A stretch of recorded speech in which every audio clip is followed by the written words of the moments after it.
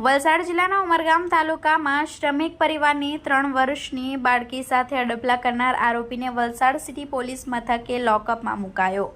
તારીખ 28 ઓગસ્ટ બુધવારના 10 કલાકની મળતી માહિતી મુજબ વલસાડ જિલ્લાના ઉમરગામ તાલુકામાં રહેતા શ્રમિક પરિવારની 3 વર્ષની બાળકીને તેના પિતાના મિત્રએ ચાલીની ઉપરના બાથરૂમમાં લઈ જઈ અડપલા કર્યા હતા।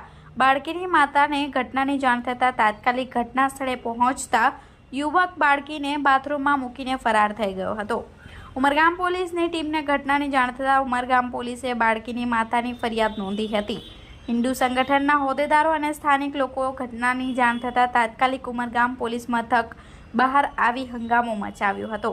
વલસાડ જિલ્લા પોલીસ અને રેલવે પોલીસની ટીમની મદદ લઈ મહારાષ્ટ્રના પાલઘર રેલવે સ્ટેશન પાસેથી ટ્રેનમાં મહારાષ્ટ્ર તરફ જતા આરોપીને ઝડપી પાડ્યો હતો। સ્થાનિકોએ ઉમરગામ બંધનું આજરોજ એલાન આપતા સલામતીના ભાગરૂપે ઉમરગામની શાળાઓ અને આંગણવાડીઓ બંધ રાખવાનો નિર્ણય કરાયો હતો। અડપલા કરનાર આરોપીને આજરોજ વલસાડ સિટી પોલીસ મથકે લાવી લોકઅપમાં મૂકવામાં આવ્યો છે।